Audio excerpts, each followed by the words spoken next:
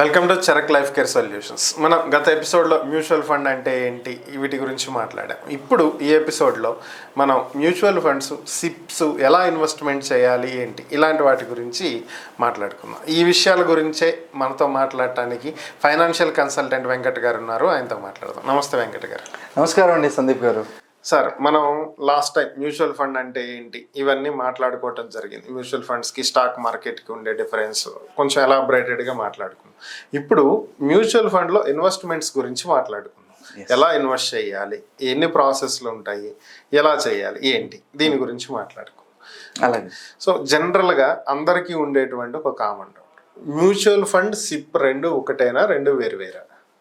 Sir, mutual fund, SIP రెండు ఒకటే sir. ఇప్పుడు మ్యూచువల్ ఫండ్స్ అనేటువంటి ఇండస్ట్రీలో సిప్ అనేది ఒక కాన్సెప్ట్, ఒక ప్లాన్. సో అంటే సిప్ అంటే సిస్టమేటిక్ ఇన్వెస్ట్మెంట్ ప్లాన్. దీని తర్వాత లంసమ్ అనేది ఇంకొక ప్లాన్. దీని తర్వాత ఎస్డబ్ల్యూపి అనేది సిస్టమేటిక్ విత్డ్రాల్ ప్లాన్ అనేది ఇంకొక ప్లాన్. ఎస్టిపి అనేది ఇంకొకటి ఉంటుంది, సిస్టమేటిక్ ట్రాన్స్ఫర్ ప్లాన్ అని చెప్పేసి ఇంకొక ప్లాన్. ఇట్లాగా కొన్ని ప్లాన్స్ ఉంటాయి.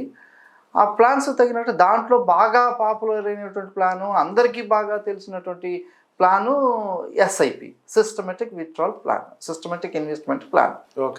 సో మ్యూచువల్ ఫండ్స్లో ఉన్నటువంటి ప్లాన్స్ అనమాట ఇవి. అది సార్, రెండు ఒకటే. సో మ్యూచువల్ ఫండ్లో ఇన్వెస్ట్మెంట్ చేయాలంటే ఇప్పుడు మీరు చెప్పిన 3-4 రకాలలో ఏదో ఒక మెథడ్ నుంచి ఇన్వెస్ట్మెంట్ చేయొచ్చు. అవును. ఇప్పుడు లంసమ్ ప్లాన్ అంటే మినిమం ఇన్వెస్ట్మెంట్ ఎంత పెట్టాల్సి ఉంటుంది సార్ దాంట్లో? లంసమ్ అంటే కొన్ని కంపెనీలు 1000 రూపీస్ నుంచి 5000 రూపీస్ వరకు కూడా యాక్సెప్ట్ చేస్తాయి సార్. సో మినిమం ఇన్వెస్ట్మెంట్ ఒక 1000 రూపీస్ పెట్టేసి మర్చిపోతారు. మినిమం ఇన్వెస్ట్మెంట్ ఒక 5000 రూపీస్ పెట్టేసి మర్చిపోతారు. మర్చిపోవడం ఇన్ ద సెన్స్ ఒక 3 years వెయిట్ చేయడం, ఒక 3 years 5 years వెయిట్ చేస్తారు అన్నమాట. ఆ పెట్టినటువంటి ఇన్వెస్ట్మెంట్ డబుల్ అవుతుంది. ఒక 10 లక్షలు పెట్టేసేసి ఒక 5 సంవత్సరాలు వెయిట్ చేస్తే 20 లక్షలు అవుతుంది. ఒక 1 కోటి రూపాయలు పెట్టి వదిలేస్తే ఒక 5 years అది 2 కోట్లు అవుతుంది.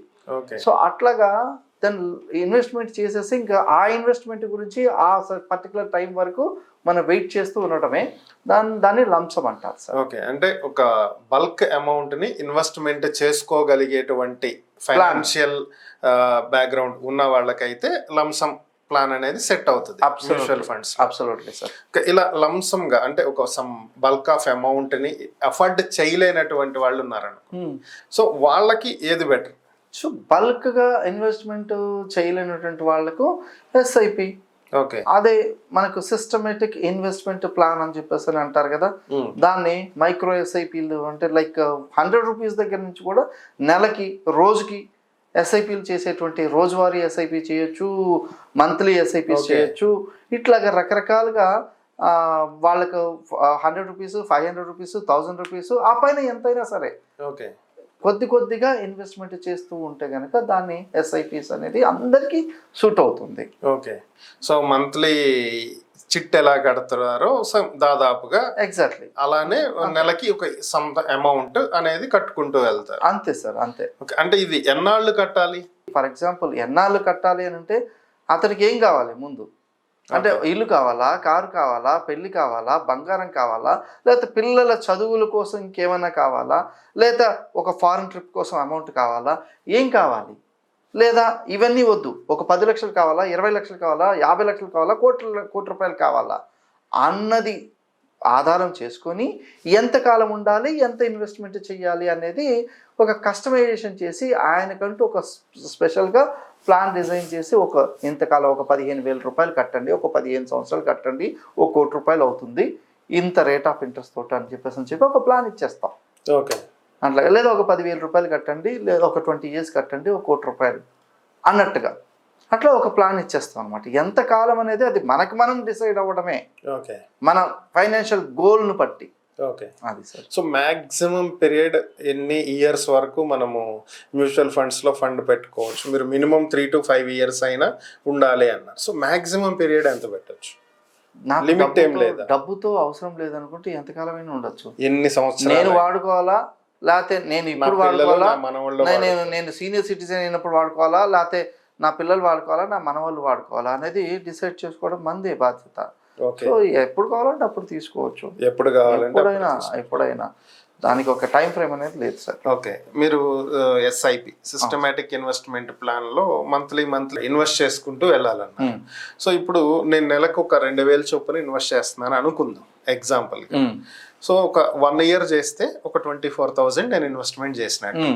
ఒక 2 years చేశాను అనుకోండి, సో నియర్ బై 50,000 వరకు నియర్ బై చేసినట్టు, అంతే కదా, 48,000 అవుతుంది. సో నేను ఇక్కడ ఆపేసుకోవచ్చా ఇక ఇన్వెస్ట్మెంట్? అబ్సల్యూట్లీ సార్, అబ్సల్యూట్లీ మీరు ఆపేసుకోవచ్చు. అక్కడ ఇన్వెస్ట్ చేసినటువంటి అమౌంట్ అది పెరుగుతానే ఉంటుంది ఇంకా. ఓకే. కొంతకాలము ఇప్పుడు సార్, కొంతకాలము మనం ఇన్వెస్ట్మెంట్, మన దగ్గర బాగా డబ్బులు ఉన్నాయి, మనం ఇన్వెస్ట్మెంట్ చేసాం, ఆ డబ్బులు తర్వాత మనం ఇన్వెస్ట్మెంట్ చేయలేకపోయాం, కంటిన్యూ చేయలేకపోయాం, దెన్ మనం ఆప్ చేసుకోవచ్చు, ఏం ఇబ్బంది లేదు. ఓకే.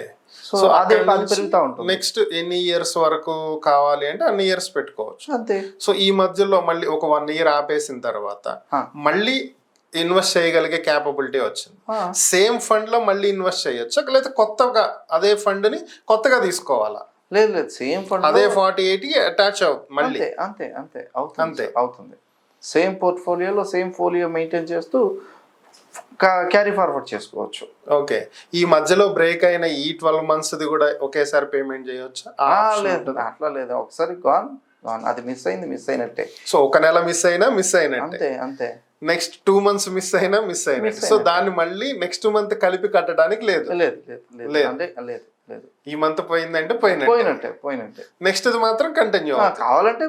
సో మళ్ళీ మనం ఆ 2 నెలలు నేను పే చేయలేదనే ఫీలింగ్ మనకు ఉంటే కనుక ఆ 2 నెలల అమౌంట్ ఏదైతే మిస్ అయ్యమో అప్పుడు మనం ఒక లంసంగా మనం ఇన్వెస్ట్మెంట్ చేసుకోవడమే. ఓకే. అంతే. ఓకే. సో ఈ ఎస్ఐపి మీరు ఎస్డబ్ల్యూపి అన్నారు, సో ఇదేంటి, దీనికి సంబంధించి? సార్ ఎస్డబ్ల్యూపి అంటే sir systematic withdrawal plan. Suppose ఒక మనిషి ఏదైనా ఒక ఇల్లు, పొలమో ఏదైనా అమ్మారు, లేదా రిటైర్ అయిపోయారు, ఆయనకి ఏదో సర్టన్ అమౌంట్ ఒక బల్క్గా వచ్చింది, ఆయన దగ్గర ఇల్లు కొనేటువంటి, ఇల్లు స్థలము బంగారం కొనేటువంటి డబ్బు లేదు, అంత పెద్ద డబ్బు లేదు అనుకుందాం సార్ ఊరికే. ఫర్ ఎగ్జాంపుల్ సపోజ్ ఒక 10 లక్షల రూపాయలు, ఒక 15 లక్షల రూపాయలు ఉన్నాయి ఒక మనిషి దగ్గర.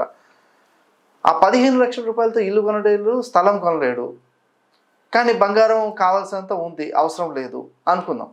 సో దాని మీద డబ్బు ఎట్లా సంపాదించుకోవాలి అని అంటే 15 లక్షల రూపాయలు అక్కడ ఇన్వెస్ట్మెంట్ చేస్తే, మ్యూచువల్ ఫండ్స్లో ఇన్వెస్ట్ చేస్తే నెలకు 10,000 రూపీస్ మనం విత్డ్రా చేసుకోవచ్చు. Systematic withdrawal plan. లేదా ఒక 1 కోటి రూపాయలు ఇన్వెస్ట్ చేస్తే నెలకి 60,000 రూపాయల నుంచి 70,000 రూపాయల వరకు విత్డ్రా చేసుకోవచ్చు. ఓకే. 1 కోటి రూపాయలు పెట్టి మనం ఒక ఫ్లాట్ కానీ ఒక ఇల్లు కానీ కొంటే దాని మీద వచ్చేటువంటి రెంట్ కంటే కూడా మనకు ఇక్కడ వచ్చేటువంటి మంత్లీ రెంట్ అనాలా, మంత్లీ సాలరీ అనాలా, మంత్లీ ఇన్కమ్ అనాలా, మంత్లీ పెన్షన్ అనాలా, ఇది ఎక్కువగా ఉంటుంది సార్.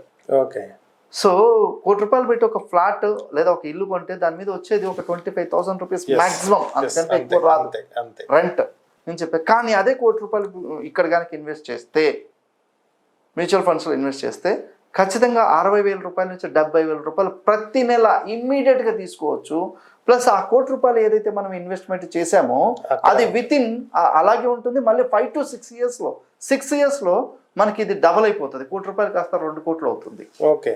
సో ఇలాంటి అద్భుతమైనటువంటి ప్లాన్ మళ్ళీ అక్కడి నుంచి ఇంకొక 6 years కనుక వెయిట్ చేస్తే ఆ 2 కోట్లు కాస్త 4 కోట్ల రూపాయలు అవుతుంది. ఎంత మంచి అద్భుతమైనటువంటి ప్లాను ఇది. సిస్టమేటిక్ విత్డ్రాల్ ప్లాన్ అనేటువంటి దీంట్లోనే ఉంటుంది సార్ ఇది. ఓకే. ప్లస్ మళ్ళీ మనం ఈ 60,000 70,000 రూపీస్ ఎవ్రీ మంత్ మనం విత్డ్రా చేసుకుంటూనే ఉంటాం. ఓకే. అక్కడ క్యాపిటల్ అమౌంట్ అప్రిషియేట్ అవుతూనే ఉంటుంది. ఇక్కడ ఎవ్రీ మంత్ మనకు సిస్టమేటిక్ విత్డ్రాల్ ప్లాన్ ద్వారా ఈ 60,000-70,000 రూపీస్ మన పెన్షన్ అనుకోవచ్చు, సాలరీ అనుకో తీసుకుంటూనే ఉండొచ్చు. ఇది ఒక అద్భుతమైన ప్లాన్ సార్ ఇది. ఓకే. అంటే ఈ ఎస్డబ్ల్యూపిలో మనము మంత్లీ పే చేయడానికి ఉండదు, లంసమ్ గా పెట్టుకోవాలి. అంతే. ఒకేసారి ఒక బల్క్ అమౌంట్ పెట్టాలి. మనం ఎంత కాలం ఉంచుకోవాలనుకుంటే అంతకాలం ఉంచవచ్చు, ఇబ్బంది ఏం లేదు. అంతే. సో దాని మీద వచ్చే ఇంట్రెస్ట్ మనం తీసుకుంటున్నాం అనుకోవాలి మంత్లీ. సో అది గ్రో అవుతూ ఉంటుంది. అంతే సార్. ఫండ్ గ్రో అవుతుంది. అంతే సార్. ఓకే. సో ఇంకొకటి చెప్పారు, సిస్టమేటిక్ ట్రాన్స్ఫర్ ప్లాన్. సో దానికి సంబంధించిన డీటెయిల్స్ సార్ ఏం లేదు సార్. ఇప్పుడు మార్కెట్ వాలటాలిటీ విపరీతంగా ఉంటుంది. ఒక్కొక్కసారి పెరుగుతుంది పడుతుంది. మనకు మన మైండ్ సెట్ ఎట్లుంటుందంటే అంటే లైక్ అరే ఈరోజు మనం పెడదాం అనుకుంటే అరే మార్కెట్ హైలో ఉంది అబ్బబ్బబ్బబ్బా అనుకుంటుంటారు. ఈరోజు మనం ఇన్వెస్ట్ చేద్దాం అనుకుంటే అబ్బా బాగా లోలో ఉంది ఎలాగా అని చెప్పేసి కొంచెం ఫీల్ అవుతూ ఉంటారు. అంటే లోలో ఉన్నప్పుడు కొంచెం ఎక్కువ యూనిట్స్ వస్తాయి, అది ఓకే.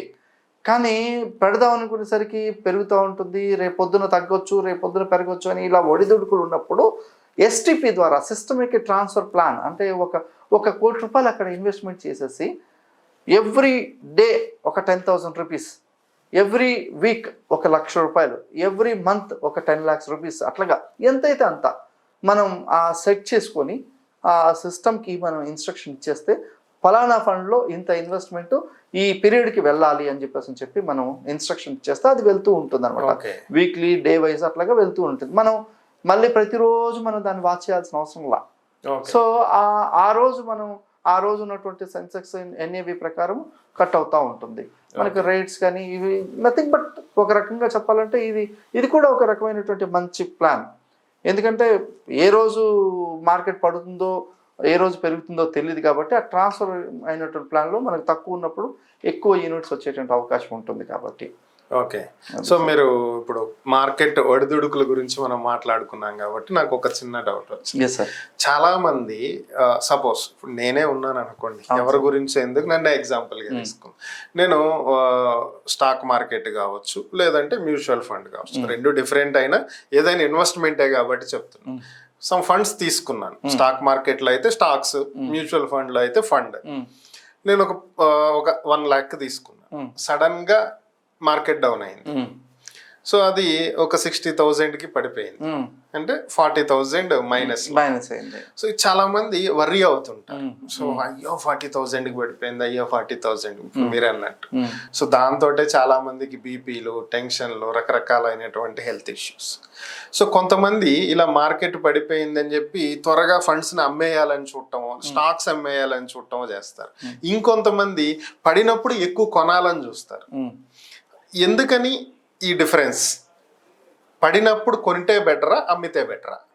సార్ మీకు ఒక మంచి ఏదంటే మీ కంపారిజన్, మీరు స్టాక్స్కి మ్యూచువల్ ఫండ్స్కి 2 డిఫరెన్షియేషన్లు మీరు అడిగారు కాబట్టి, స్టాక్స్ ఇప్పుడు మ్యూచువల్ ఫండ్స్లో పడుతూ ఉన్నప్పుడు కొనడం అనేది ఒక పైనుంచి మనకు ఒక బంగారు పాత్ర, అక్షయ పాత్ర పడినట్టుగా ఉంటుంది. ఆ మ్యూచువల్ ఫండ్ ఎంత కింద పడినప్పుడు మనం కనుక దాన్ని ఒడిసి పట్టుకుంటే అద్భుతమైనటువంటి లాభాలు మన చేతిలో ఒడిసి పట్టుకోవచ్చు. ఇది మ్యూచువల్ ఫండ్ కాన్సెప్ట్. ఓకే. అదే కనుక స్టాక్ మార్కెట్ కనుక పడుతూ ఉన్నప్పుడు మనం ఒడిసి పట్టుకోవాలని చూస్తే 2 చేతులు తెగి కింద పడిపోతాయి. ఓకే. అంటే అది షార్ప్ నైఫ్ కింద 2 వైపులా ఉన్నటువంటి ఒక కత్తి లాంటిది అనమాట. అది ఎప్పుడు పట్టుకోవాలి, ఎప్పుడు వదిలేయాలనేది కూడా తెలిసి ఉండాలి స్టాక్ మార్కెట్. నేనేమంటున్నాను, కింద పడేటప్పుడు ఎప్పుడు పట్టుకోవాలి, ఎప్పుడు వదిలేయాలి అన్నది తెలిసి ఉండాలి. అది తెలుసుంటే కనుక మనం స్టాక్ మార్కెట్లో మనం ఇన్వెస్ట్మెంట్ చేసుకోవచ్చు. ఓకే. అంటే పడేటప్పుడు ఎప్పుడు మనం ఆ ఫండ్లోంచి మనం ఎగ్జిట్ అవ్వాలి, ఎప్పుడు మనం దాంట్లో యాడింగ్ చేయాలి అన్నది తెలిసి ఉండాలి. ఆ కంపెనీ యొక్క పోర్ట్ఫోలియో, ఆ కంపెనీ యొక్క స్ట్రక్చరు మొత్తం దాని గురించి బ్యాక్గ్రౌండ్ అంతా కూడా తెలుసుంటే మనం ఇవన్నీ కూడా మనం మేనేజ్ చేసుకోవాలి స్టాక్కి. అదే మ్యూచువల్ ఫండ్స్ అనుకోండి, 100% ఈరోజు పడింది కాస్త రేపొద్దున ఖచ్చితంగా తిరిగి లెగుస్తుంది మనకు దాంట్లో. ఎందుకంటే ఒక ఫండ్ మనం పెట్టినటువంటి పెట్టుబడి 40-50 కంపెనీల్లో ఇన్వెస్ట్మెంట్కి వెళ్తుంది. ఈరోజు కాకపోతే కాస్త ముందో వెనకో, 1 నెల ముందోనే వెనకైనా జరుగుతుంది. ఖచ్చితంగా పడింది కాస్త ఖచ్చితంగా తిరిగి లెగుస్తుంది అంతే. కానీ స్టాక్ అలా కాదు, అది తెగొచ్చు. అది సార్ సింపుల్గా చెప్పాలి అంటే స్టాక్ మార్కెట్లో అయితే పడేటప్పుడు రీఇన్వెస్ట్మెంట్ అనేది చేయటం వైజ్ డెసిషన్ కాదు సార్. అదే మ్యూచువల్ ఫండ్స్ లో అయితే ఎంత పడిపోతే అంత ఎక్కువ ఇన్వెస్ట్ చేసుకోవచ్చు 100%. ఫ్యూచర్ లో అది వాళ్ళకి అక్షయ పాత్రే. 100% సార్, 100%. సో సింపుల్ గా అర్థం. అంతే సార్. అక్కడ చాలా టెక్నికాలిటీస్ స్టాక్ మార్కెట్లో మనం కింద పడేటప్పుడు అంటే చాలా టెక్నికల్ ఇదంతా కూడా అప్లై చేయాల్సి ఉంటుంది. అది ఎవరు చేయగలరు? ఎక్స్పర్ట్స్ మాత్రమే చేయగలరు. మనకు ఆ నాలెడ్జ్ ఉంటే మనం చేసుకోవచ్చు, ఆ పడినప్పుడు పట్టుకోవాలా వద్దా అనేది. ఓకే. ఈ మధ్య నేను కొంతమంది దగ్గర మాట్లాడుతుంటాను, డ్రీమ్ ఎస్ఐపి, డ్రీమ్ సిప్ అనేది అసలు ఇదేంటి? కొత్తగా విన్నాను. డ్రీమ్ ఎస్ఐపి చాలా మంచి కాన్సెప్ట్ అండి. అంటే లైక్ చాలామంది మనము జీవితాంతం మనం ఏది మాట్లాడినా సరే కడుతూనే ఉండాలా, మనకు వచ్చేదంటూ ఏం ఉండదా, మనం డబ్బును ఎంజాయ్ చేసేదంటూ ఏం ఉండదా అనేటువంటి కాన్సెప్ట్లో కొంతమంది ఉంటూ ఉంటారు sir. At the same time ఏంటంటే చాలామంది ఫైర్ అనేటువంటి కాన్సెప్ట్, అంటే ఫైనాన్షియల్ ఇండిపెండెంట్, రిటైర్ ఎర్లీ అనేటువంటి కాన్సెప్ట్తో ఉంటూ ఉంటారు. అంటే 45 సంవత్సరాలకి రిటైర్ అవ్వాలి, 50 సంవత్సరాలకి రిటైర్ అవ్వాలి అనేటువంటి కాన్సెప్ట్, నాకు ఒక పెన్షన్ రావాలి అనేటువంటి కాన్సెప్ట్తో ఉంటుంటారు. సో వాళ్ళకి ఏం చెప్తామంటే సార్, నెలకు ఒక 10,000 రూపాయలు ఇన్వెస్ట్మెంట్ చేసామంటే, నెలకు ఒక 10,000 రూపీస్ ఇన్వెస్ట్మెంట్ చేస్తే, అలా ఒక 7 years ఇన్వెస్ట్మెంట్ చేస్తే ఇన్వెస్ట్మెంట్ చేసిన డబ్బు 8,40,000 రూపీస్ అవుతుంది. అది ఇంట్రెస్ట్తో కలిపి 12.4 lakhs అవుతుంది, ఇంట్రెస్ట్తో కలిపి. ఆ తర్వాత నుంచి 8th year ఫస్ట్ మంత్ నుంచి ఎవ్రీ మంత్ 10,000 రూపీస్ విత్డ్రా చేసుకోవచ్చు, ఎవ్రీ మంత్. సో ఇది 7 years ఇన్వెస్ట్మెంట్ చేసి 8th year నుంచి ఒక పెన్షన్ తీసుకునేటువంటి ఒక అద్భుతమైనటువంటి కార్యక్రమం. ఇందాక నేను చెప్పినటువంటి ఎస్డబ్ల్యూపి అనమాట. అంటే కొంతకాలం ఎస్ఐపి ఇన్వెస్ట్మెంట్ చేసి అక్కడ లంసం పోగైన తర్వాత అక్కడి నుంచి ఎస్డబ్ల్యూపి విత్డ్రా చేసుకునే దాన్నే డ్రీమ్ ఎస్ఐపి అంటారు సార్. ఓకే, అంటే అక్కడ ఎస్డబ్ల్యూపిలో అయితే ముందే లంసంగా కొంత అమౌంట్ పెట్టాలి, ఆ తర్వాత మంత్లీ తీసుకుంటాం. అవును. సో ఇక్కడ ఏంటంటే ఒకేసారి లంసం పెట్టేటువంటి క్యాపబిలిటీ లేనటువంటి వాళ్ళు ఫస్ట్ ఎస్ఐపి కింద కొంత ఫండ్ అక్కడికి చేర్చుకుని ఆ తర్వాత నుంచి దాన్ని ఎస్డబ్ల్యూపి కింద కన్వర్ట్ చేసుకుంటాం. ఎగ్జాక్ట్లీ సార్, అంతే కదా, సింపుల్ గా చెప్పాలి. అంతే సార్, ఎగ్జాక్ట్లీ అంతే. ఓకే, అయితే ఇక్కడ మనం ఈ ఎలాగో మ్యూచువల్ ఫండ్స్ ఇన్వెస్ట్మెంట్స్ గురించి మాట్లాడుకుంటూ ఉన్నాం కాబట్టి చాలా మంది ఎఫ్డి, ఆర్డి లేదా పోస్టల్ ఆర్డి ఇలాంటివి చేస్తూ ఉంటారు జనరల్గా. ఎందుకంటే these are traditional investment methods, ఎప్పటి నుంచో ఉన్నటువంటివి. ఒక రికరింగ్ డిపాజిట్ కట్టుకుందాం, మనకి తెలియకుండా మంత్లీ బ్యాక్లో ఒక 1,000, 1,500, ఒక 5,000, 10,000 సేవ్ అవుతూ ఉంటాయి. దానికి వచ్చే ఇంట్రెస్ట్ తక్కువే కావచ్చు, బట్ కొంత అమౌంట్ అయితే సేవ్ అవుద్ది కదా. సో అలాగే ఎక్కువ విలేజెస్ లో పోస్టల్ ఆర్డీ కడతారు, ఎక్కువ సిటీస్ కంటే కూడా విలేజెస్ లోనే ఎక్కువ ఉంటారు. ఎందుకంటే వాళ్ళకి అందుబాటులో ఉండేది పోస్ట్ ఆఫీసే, వాళ్ళు కూడా వీళ్ళని అలాగే మోటివేట్ చేస్తారు. సో ఎలాగో కట్టేది ఆ 1,000, 2,000 అనే, ఇదే 1,000 or 2,000 ఎంతైనా కావచ్చు. మీరు 100 రూపాయల నుంచి కూడా ఆర్డీలో పెట్టుబడి పెట్టచ్చు, సారీ ఈ సిప్ లో పెట్టుబడి పెట్టచ్చు అన్నారు. కాబట్టి ఇది ఎస్ఐపి మ్యూచువల్ ఫండ్స్ లో ఎస్ఐపిలో పెట్టుకుంటే వాళ్ళకి బెనిఫిట్ ఎక్కువ ఉంటుందా, పోస్టల్ లేదంటే ఆర్డి లేదంటే ఎఫ్డిలో పెట్టుకుంటే బెనిఫిట్ ఎక్కువ ఉంటుందా? ఎక్కడ రిస్క్ లేదు సార్? రిస్క్ లేదు అని అంటే రిస్క్ లేని చోట రిటర్న్స్ కూడా ఉండవు సార్. సో మీకు తెలిసిందే, అది ఇప్పుడు సాంప్రదాయబద్ధమైనటువంటి ట్రెడిషనల్ ఇన్వెస్ట్మెంట్స్ ఏదైనా సరే సింపుల్ రేట్ ఆఫ్ ఇంట్రెస్ట్ తోటి వర్కౌట్ అవుతూ ఉంటాయి. సో అదే కనుక ఈ ఇండస్ట్రీలో అంటే ఇన్వెస్ట్మెంట్ ఇండస్ట్రీస్ కనుక వస్తే కనుక వెల్త్ క్రియేట్ అవుతుంటుంది, సంపదను సృష్టించేటువంటి అద్భుతమైనటువంటి అవకాశము మ్యూచువల్ ఫండ్ ఇండస్ట్రీలో ఉంటుంది. దాంతోపాటు ఏంటంటే కాస్త కూస్తో రిస్క్ కూడా ఉంటుంది. ఎప్పుడు షార్ట్ టర్మ్లో అయితే, అంటే పెట్టుబడి పెట్టి ఒక 2 సంవత్సరాలకి 3 సంవత్సరాలకి నాకు రిటర్న్స్ కావాలి అని చెప్పేసి అనుకునేటువంటి వాళ్ళకి రిస్క్ కూడా ఉంటుంది. నాకు పెట్టుబడి పెడతాను, నేను కొంతకాలం వెయిట్ చేస్తాను, అంటే పంట వేస్తాను, పంట పూర్తిగా కాపు వచ్చేంత వరకు నేను వెయిట్ చేస్తాను అనుకునేటువంటి వాళ్ళకి రిస్కే ఉండదు. దానికంటే కూడా అంటే ట్రెడిషనల్ ఇన్వెస్ట్మెంట్ మీరు చెప్పినటువంటి ఎఫ్డీలు, ఆర్డీలు ఇంకేదే ఉంటాయో అవి వాటన్నిటికంటే కూడా ఎన్నో రెట్లు ఎక్కువగా రిటర్న్స్ ఇచ్చేటువంటి ఒక అద్భుతమైన platform mutual fund industry sir ఇది. ఓకే, సో కాబట్టి దానికి దీనికిను చాలా డిఫరెన్షియేషన్ ఉంది. అంటే రోజులు మారాయి, ఇన్వెస్ట్మెంట్ పద్ధతులు మారాయి. సో ఇంకా చాలామంది దీంట్లోకి వీటిలోకి ఇన్వెస్ట్మెంట్ పద్ధతుల్లోకి ఇంకా రావాల్సిన అవసరం ఎంతైనా ఉంది సార్. ఓకే, సో ఇంకొకటి ఏంటి అంటే ఈ మధ్య కొత్తగా, అంటే ఈ మధ్య మరీ రీసెంట్ కాదులేండి, నియర్ బై ఒక 10 years నుంచి కూడా నడుస్తున్నవి గోల్డ్ స్కీమ్స్. చాలా వరకు కూడా ఈ గోల్డ్ మార్ట్స్ ఏవైతే ఉన్నాయి, జ్యువెలరీ షాపులు కానీ గోల్డ్ స్కీమ్స్ పెడుతున్నాయి. మంత్లీ 1,000 నుంచి 1 lakh వరకు మీరు ఎంతైనా కట్టుకోండి, 11 months కట్టండి, 12th month మీరు కట్టొద్దు, అది మేము యాడ్ చేసి మీరు గోల్డ్ కొనుక్కుంటానికి అమౌంట్ మేము రెడీ చేస్తాము అనేది. ఇది బెటరా లేదంటే సిప్ బెటరా? అలాగే సావరేజ్ గోల్డ్ బాండ్స్ అనేవి కూడా ఉంటాయి, అది బెటరా ఫండ్ లో పెట్టడం బెటరా? ఏది బెనిఫిట్ ఇస్తుంది? ఫస్ట్ మీరు అడిగినటువంటి గోల్డ్ స్కీమ్స్ గురించి మాట్లాడతాం సార్.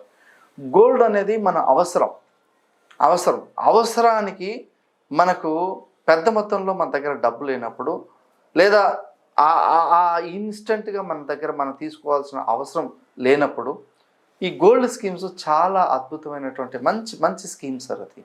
సో రిటర్న్స్తో పాటు వాళ్ళు ఇచ్చేటువంటి ఆ తరుగు మజీరులు కానీ, ఇంకా ఈ రకరకాలైనటువంటి ఈ ఛార్జెస్ ఏవైతే ఉంటాయి, యూజర్ ఛార్జెస్ ఉంటాయి కదా, ఇవన్నీ కూడా వేవ్ ఆఫ్ అయిపోయి వాళ్ళు మనం తక్కువ చిన్న చిన్న పొదుపులతోటి మనం పెద్ద బంగారం కొనుక్కునేటువంటి ఒక మంచి అద్భుతమైనటువంటి అవకాశము ఈ మధ్య గోల్డ్ స్కీమ్స్ బాగుంటాయి. అది ఎవరైనా సరే అది ప్రతి కుటుంబానికి కూడా ఒక మంచి ఆసరా. అది మంచి కాన్సెప్ట్ సార్ అది. తర్వాత మీరు చెప్పినట్టు gold sovereign bonds, at the same time SIP, ఏది బెటర్ అన్నప్పుడు బాండ్స్ ఫండ్స్ అనేది సేఫ్టీ సెక్యూరిటీ ఉన్నటువంటి ఇది సార్. సో దానికంటే కూడా ఎస్ఐపిలు, అంటే ఎస్ఐపి అంటే in the sense equity markets ఎక్కువగా రిటర్న్స్ ఇస్తాయి. అట్ ద సేమ్ టైం మనకి లాంగ్ టర్మ్లో బాగా రిటర్న్స్ ఇచ్చి మంచి ప్రాఫిట్ బుక్ చేసుకునేటువంటి అద్భుతమైనటువంటి అవకాశము ఈ ఈక్విటీ మార్కెట్కి ఉంది సార్ అది. So always better equity market sir అది. అది సార్ ఎప్పుడైనా సరే మ్యూచువల్ ఫండ్లో ఇన్వెస్ట్మెంట్ పెట్టుకుంటామే ది బెస్ట్ అంటారు. బెస్ట్. గోల్డ్ అంటారా, అవసరం నిమిత్తం, అవసరాన్ని బట్టి, వాళ్ళ యొక్క ఫ్యామిలీ నీడ్స్ని బట్టి గోల్డ్ స్కీమ్లో కనుక తీసుకుంటే, సపోజ్ బిడ్డ మ్యారేజ్ ఇంకొక 3 years ఉంది, లేదా ఇంకేదో ఒక పర్పస్ ఉంది, దానికి ఒక 3 years ఉంది, 2 years టైం ఉంది. ఆ 2 years టైం వరకు నేను ఇంత అమౌంట్ ఒక గోల్డ్ కావాలి అని అనుకుంటే కనుక again it is nothing but అక్కడ గోల్డ్లో ఎస్ఐపి కడుతున్నట్టే గోల్డ్ స్కీమ్. వాళ్ళు దాంట్లో మనం ఒకటేసారి లంసంగా పెడితే కనుక ఒక 10 తులాసో అట్లా మనం ఒక 10 కాసులు 20 కాసులు మన బంగారం కొనాలంటే దానికి ఛార్జెస్ వాళ్ళు వేసేది ఒక 40,000-50,000 రూపీస్ ఉంటుంది.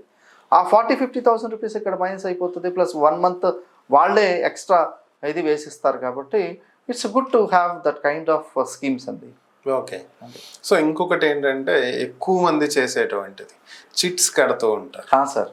ప్రైవేట్ చిట్స్ వేరు, అలాగే కొన్ని రికగ్నైజ్డ్ రిజిస్టర్డ్ చిట్స్ వేరు. అంటే అన్రిజిస్టర్డ్ గా చాలా నడుస్తుంటాయి, అన్అఫీషియల్ గా. సో రెండు డిఫరెంట్ గానే, బట్ ఇవన్నీ కూడా గవర్నమెంట్ నామ్స్ కి లోబడే నడవాలి. సో ఓవరాల్ గా ఆర్బీఐ లిమిట్స్ లోనూ సంథింగ్ నడుస్తూ ఉంటుంది.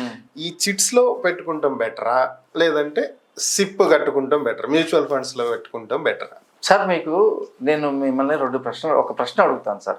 మీకు ఇమ్మీడియట్గా డబ్బు కావాలా, లేతే నాకు ఒక 5 సంవత్సరాల తర్వాత అయినా డబ్బు వస్తే సరిపోతుందా అని నేను మిమ్మల్ని అడిగినప్పుడు మీరు చూస్ చేసుకునేటువంటి ఆన్సర్ని బట్టి నేను ఏది బెటర్ అని చెప్పేసి చెప్పగలను. అంటే అగైన్ నేనేం చెప్పాలనుకుంటున్నానంటే సార్, మీ పర్సనల్ నీడ్ని బట్టి ఏది బెటర్ అని చెప్పేసి చెప్పగలను.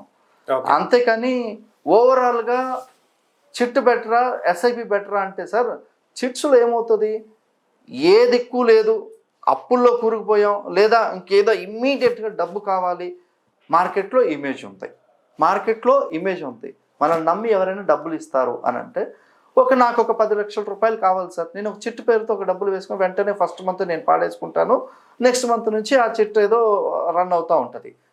ఇక్కడేంటి, నాకు వెంటనే డబ్బు కావాలి అంటే చిట్టు వేయడం బెటర్. నాకు 5 సంవత్సరాల తర్వాత అయినా పర్వాలేదు, నాకు వెయిట్ చేస్తాను అంటే ఎస్ఐపి బెటర్. 5 సంవత్సరాలు నేను చిట్టు కడతాను, నేను అప్పుడు వచ్చినా పర్వాలేదంటే దానికి నువ్వు చిట్టు కట్టాల్సిన పని లేదు, ఎస్ఐపి వేసుకోమని చెప్తాను. So that is what sir, అది డిఫరెన్స్ చాలా ఉంది సార్ దానికి దీనికి. అర్థమైంది sir. Okay thank you Venkat గారు. ఈ మ్యూచువల్ ఫండ్ సిప్ గురించి కొంచెం డీటెయిల్డ్గా మన వ్యూవర్స్కి అర్థమయ్యే విధంగా మనం ఇన్ఫర్మేషన్ అయితే ఇచ్చామని అనుకుంటున్నాను. నెక్స్ట్ ఎపిసోడ్లో మనం ఏదైతే ఈ మ్యూచువల్ ఫండ్స్ ఇన్వెస్ట్మెంట్స్కి మల్టిపుల్ కంపెనీస్, మల్టిపుల్ ప్లాట్ఫామ్స్ ఇలా ఉన్నాయి. సో ఎక్కడ చూస్ చేసుకోవాలి, ఎలా చూస్ చేసుకోవాలి, ఎక్కడ ఇన్వెస్ట్మెంట్ చేయాలి, ఇలాంటి వాటి గురించి మాట్లాడుకుందాం. షూర్ సార్, తప్పకుండా సార్. Thank you.